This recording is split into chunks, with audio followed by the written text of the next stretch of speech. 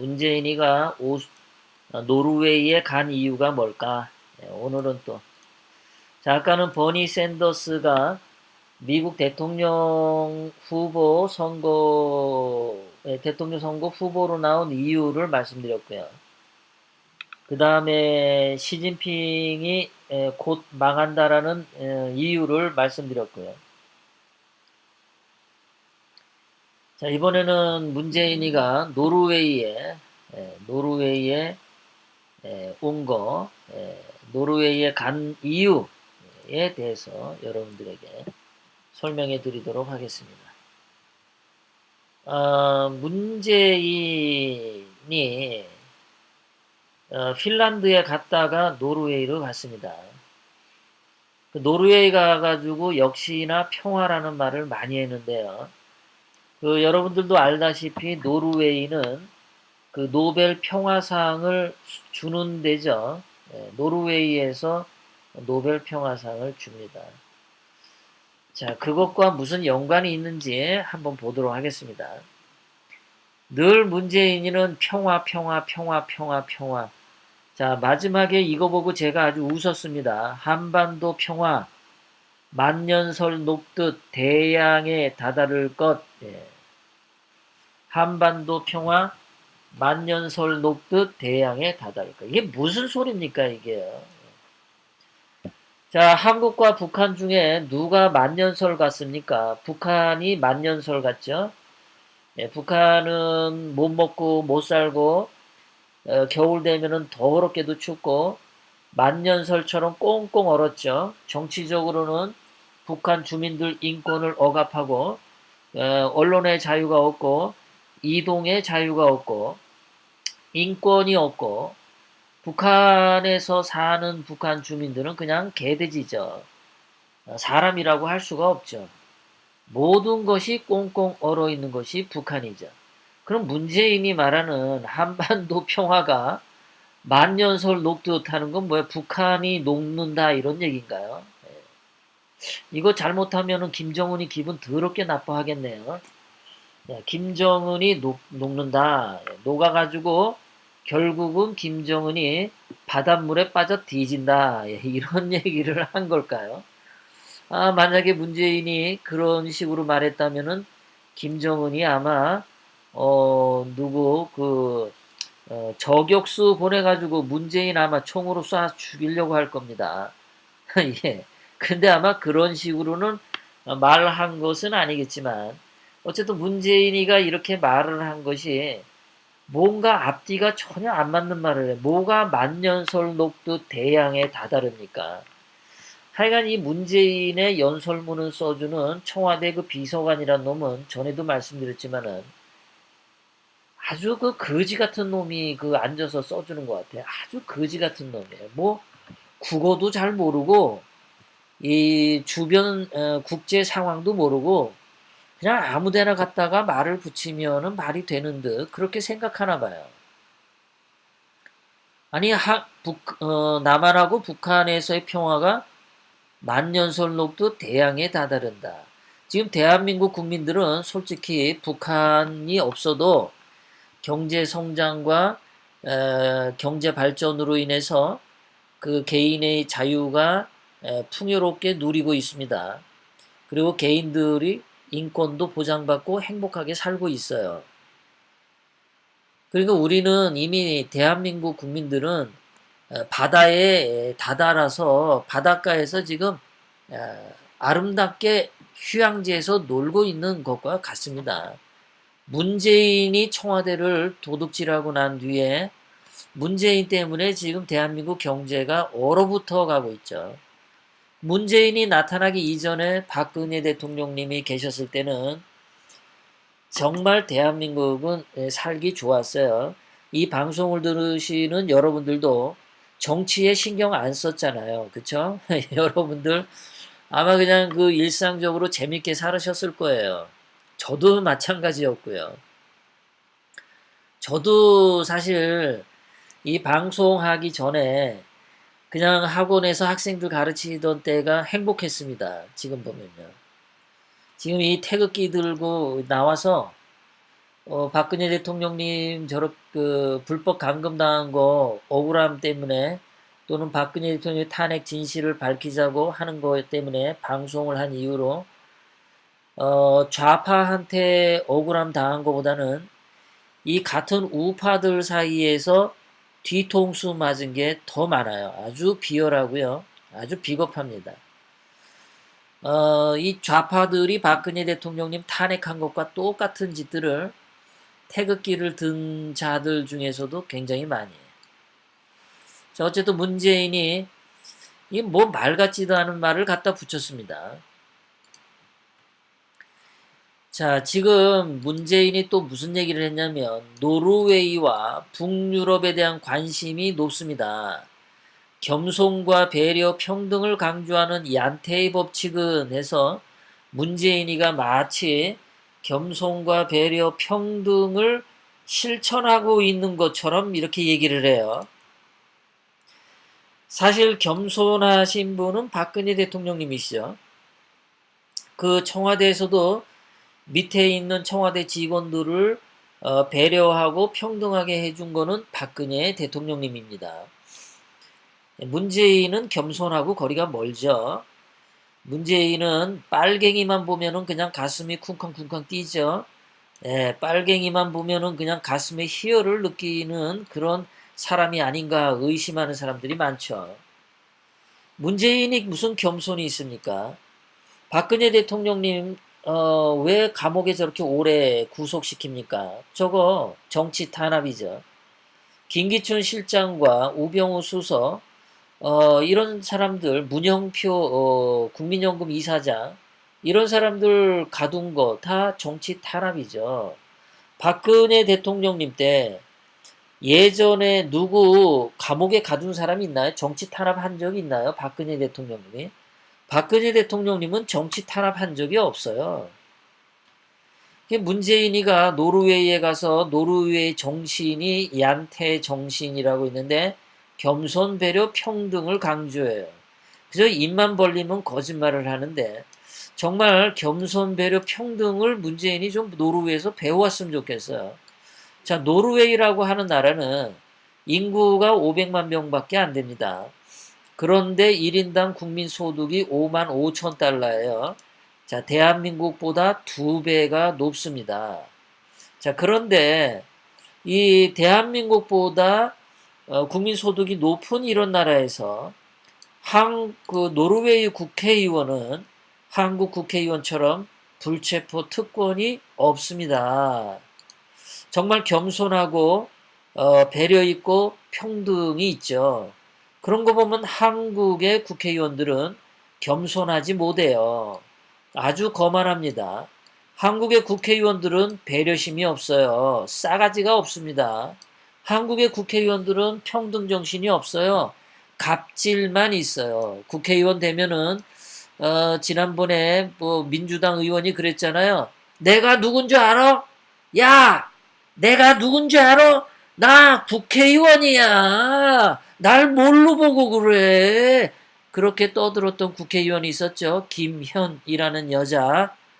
예. 너 택시 운전수잖아. 뭐 그러면서 말이야. 직업에 귀천이 없는데 아랫사람 깔보는 게 많은 게 이 대한민국의 더불어민주당, 뭐 한국당 애들도 마찬가지죠. 자, 이렇게 싸가지도 없고 배려심도 없고 이런 대한민국 국회의원들이 1인당 GDP의 5배나 월급을 받아 먹습니다. 월급 받는 거에 비해서 국회에서의 효과는 27개국 가운데 26위, 이탈리아 다음으로 낮아요. 그 월급은 더럽게 많이 받아먹고 하는 일은 없어. 그러면서 겸손하지도 않아. 배려심도 없어. 대한민국 국회에 좀 확 좀 바꿔봐. 대한민국 국회는 진짜 해산해야 됩니다. 지금 대한민국 국회의원 300명 있는데 전부 다 해산시키고 새로 뽑아야 돼요. 정말. 이 300명 쓸모가 없어요. 이것들은요. 늘 국가를 위해서 일을 하는 게 아니라 자기네들 국회의원 배지 한 번 더 달겠다고 그 탐욕을 부리고 있어요. 이놈들도 다 사탄이고 마귀입니다. 에덴 동산에서 하와가 하나님의 사과를, 하나님의 열매를 따먹은 것처럼 이 국회의원 300명도 대한민국 국민들의 그 국익을 생각하지 않고 자기들의 주머니만 채울 생각을 하는 자들이기 때문에 이 자들도 사탄 마귀와 같다. 이 자들도 하나님의 금단의 열매를 따먹은 그 사탄의 유혹과 같은 유혹에 걸린 자들이 바로 대한민국 국회의원 300명이다. 그렇게 말씀드릴 수 있겠습니다. 자, 문재인이가 노르웨이에서 또 이딴 소리를 떠들었어요. 자, 대한민국은 70년이라는 짧은 시간 동안 국민들의 힘으로 경제 성장을 했대요. 국민들의 힘으로 경제 성장한 거는 맞는데 대한민국의 경제 성장은 국민들의 힘으로 됐대요. 예. 그러면 문재인 2년 동안 경제 성장 안 되고 경제 퇴보하죠. 그러면 이것도 국민들의 힘이 빠져서 문재인 때 경제가 지금 나빠지고 있네요. 예? 그런 건가요? 아니, 대한민국이 경제 성장한 게 어떻게 국민들의 힘이야. 그러면 지금 대한민국 국민들 2년 동안 왜 경제가 안 좋을까요? 예? 왜 그럴까요? 왜? 자, 그런데 제가 반박을 하겠습니다. 여러분도 잘 아시는 엘빈 토플러라고 하는 유명한 학자가 민주화는 산업화가 끝나야 가능하다. 민주화는 산업화가 끝나야 가능하다. 잠깐만요. 자, 그러니까 일단 경제 성장이 해야 민주화가 가능하다라고 엘빈 토플러도 얘기하고 있어요. 계속해서 엘빈 토플러가 뭐라고 얘기를 하냐면요. 그 나라 수준에 맞게 자유를 약간 제한하는 독재 이런 거는 말이 안 된다. 그러니까 대한민국에서 정말 못 살던 아프리카보다도 더 못 살던 대한민국에서 박정희 대통령님이 경제 발전하기 위해서 약간의 자유를 제한한 것은 그건 독재라고 말할 수가 없어. 경제적으로 발전이 되어야 밥을 세 끼 든든히 먹어야 그 다음에 민주화도 있고 자유라고 하는 것이 있어. 네, 그런 얘기죠. 그러면서 계속해서 이 엘빈 토플러가 뭐라고 얘기했냐면 성공한 혁명가가 있는데 박정희 대통령님을 성공한 혁명가라고 뽑았습니다. 그리고 여러분도 들어본 적 있는 20세기 최고 경영학자 피터 드러커가 2차 대전 이후에 인류가 이룩한 성과 중 가장 놀라운 기적은 박정희의 경제 발전이라고 얘기했어요. 이렇게 모든 세계 사람들이 다 인정하는 것이 박정희 대통령님의 경제 발전이었거든요. 경제 성장이었거든요. 그런데 문재인하고 이 좌파들만 박정희 대통령님을 인정하지 않아요. 순 나쁜 놈들입니다. 하나님의 금단의 열매를 훔쳐먹는 놈들처럼 박정희 대통령님이 경제 발전한 그 리더십을 인정해야 되는데 결단코 인정하려고 하지 않아요. 아주 나쁜 놈의 새끼들이에요. 그런데 북한의 김정은 그런 그 똥돼지 같은 독재자 새끼 그런 놈들은 또 그냥 똥구멍 빨아주고 있어요. 이게 그러니까는 대한민국의 좌파들은 정말 싹 물갈이 청소를 해줘야 됩니다. 얘네들은 그냥 살려두면 안 돼요. 법에 의해서 아주 엄격하게 다뤄야 되고 그리고 연좌제법을 도용해서 한번 빨갱이 짓을 하면은 한 300년 동안 국가의 그 공직에 임명되지 않도록 해야 돼.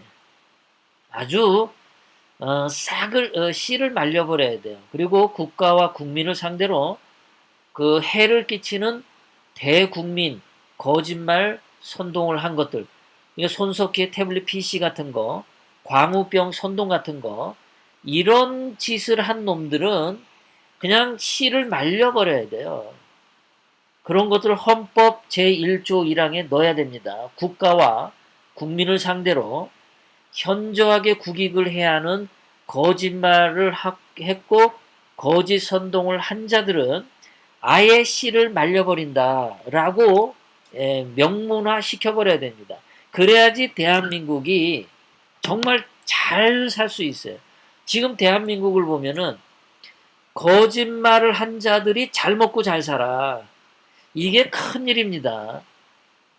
양심대로 절차를 따르고 양심대로 법칙을 따르고 양심대로 사람들과 신뢰관계를 형성해서 가는 사람들이 뭔가 지금 자꾸 불이익을 당하는 듯한 그런 사회 풍토, 이런 것들을 붙잡아야 된다는 거죠. 자, 문재인이 계속해서 또 평화란 얘기를 이렇게 했어요. 평화란 힘에 의해서 이루어지는 게 아니다라고 떠들었어요. 평화란 힘에 의해서 이루어지는 게 아니다. 문재인은 이딴 소리 하면서 지난번 대구 칠성시장에 왜 이렇게 중무장한 경호원들을 데리고 대구 칠성시장을 갔습니까? 기관단총으로 무장한. 문재인이가 이 중무장한 경호원들을 데리고 간 것은 이건 평화예요. 협박이에요. 이건 뭐야? 맨날 박달기님 어서 오세요. 반갑습니다. 이 문재인이는 입만 벌리면 평화 하면서 이거는 뭐예요? 이 기관단총은 뭐야? 이거는 평화는 이러한 무력에 의해서 평화가 보장된다는 거를 문재인이는 지가 이렇게 실천을 하면서 주둥이로 여는 거는 전부 평화는 무력에 의해서 행사되는 게 아니래. 자, 이 사진은 청와대 주변에 지금 이 무장 경호는 이게 청와대 담벼락인데요. 요즘에 청와대 주변에 이렇게 중무장한 경호원들이 청와대를 지킨답니다. 문재인은 이거 어떻게 설명할 거예요? 왜 이따위로 하죠? 대한민국의 평화는 무력에 의해서, 청와대의 평화는 무장 군인에 의해서 형성된다고 본인은 이지랄을 하면서 뭐 밖에만 나가면 평화는 무력에 의해서 되는 게 아니라고 이렇게 개소리를 떠들어요.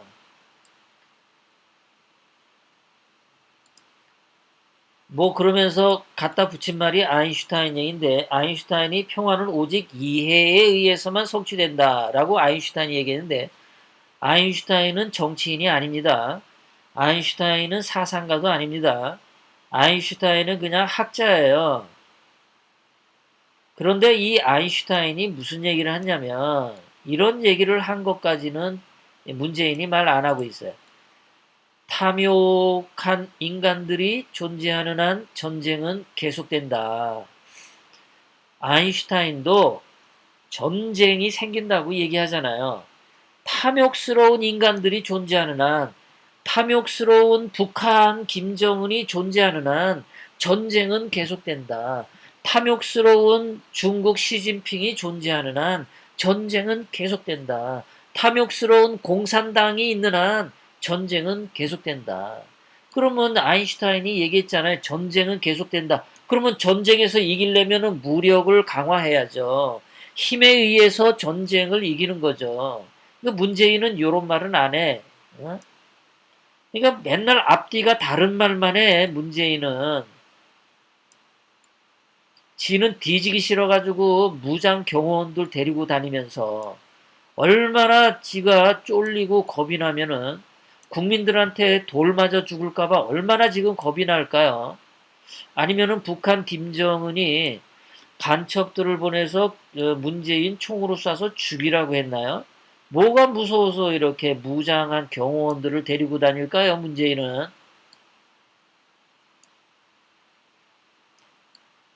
문재인은 전쟁이 한반도에서 있으면 안 된다고 얘기하는데, 그 귀스타브 타봉이라는 사람이 진정한 평화주의자는 전쟁을 존중한다. 미국의 초대 대통령 조지 워싱턴은 전쟁에 대비하는 것이 평화를 유지하는 가장 효과적인 방법이다. 이런 얘기들 하잖아요. 그런데 이 조지 워싱턴의 말을 실천하고 있는 게 문재인이죠. 아, 예. 아, 대구 상일님 어서 오세요. 예, 반갑습니다. 예. 예, 대구 상일님 아주 반갑습니다. 어서 오세요. 예, 정말 반갑습니다. 그러니까 문재인이도 지금 그거 아니에요. 전쟁에 대비하기 위해서 평화를 유지하기 위해서 무장 호위 세력들을 이렇게 지금 갖고 있죠.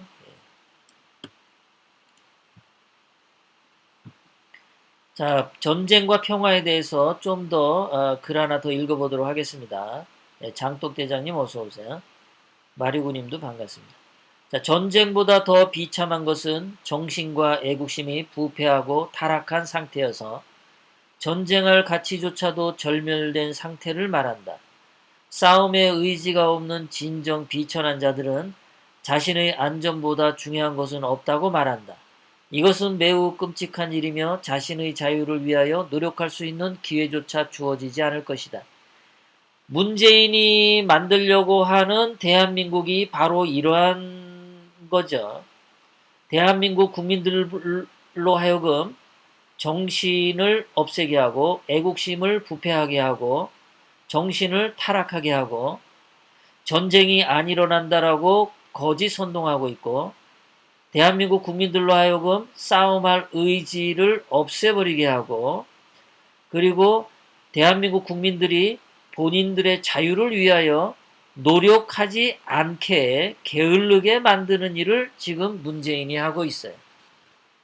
그래서 휴전선에서 다 휴전선에서 GP 초소 철거하고 뭐 해변가에 그 철책 다 걷어내고 하는 짓이 바로 이런 거죠. 대한민국 국군으로 하여금 전쟁에 대비하지 않도록 하고 대한민국 국군으로 하여금 북한을 주적이다. 북한을 적군으로 생각하는 정신을 타락하게 만들고 대한민국 국군으로 하여금 대한민국을 지키자고 하는 애국심을 타락시키고 전쟁 안 해도 된다라고 하는 정신을 대한민국 군인들에게 심어주는 것. 싸우려는 의지를 대한민국 군인들로부터 빼앗아 가려는 것. 이것이 가장 불행한 일이라고 존 스튜어트 밀이 말하고 있습니다. 문재인이 노르웨이에 간 이유는 뭐냐? 이건 것 같아요. 노르웨이, 자, 이거 보세요. 노르웨이는 어떤 나라냐면은, 노르웨이는 노벨 평화상만 노르웨이에서 선정합니다. 문재인이가 노르웨이에 간 이유는 트럼프 대통령에게 노벨상을 타게 해주려고, 그래서 노벨 그 상, 그 위원회 위원들에게 뭐 돈도 좀 먹이고, 그러려고 간 거 아니냐. 옛날에 김대중이 노벨상 타기 위해서 그 노벨위원회에다가 뭐 들리는 소문에 의하면 돈도 많이 쓰고 뭐 여러 가지 향응도 대접하고 그래서 김대중이가 노르웨이 그 노벨상 위원회에서 노벨상을 받았죠. 그래서 문재인도 지금 노르웨이 가서 그 사람들을 접대해서 트럼프 대통령하고 북한 김정은하고 노벨 평화상 동시에 추천하는 뭐 그런 수작을 부리러 간 것은 아닌가.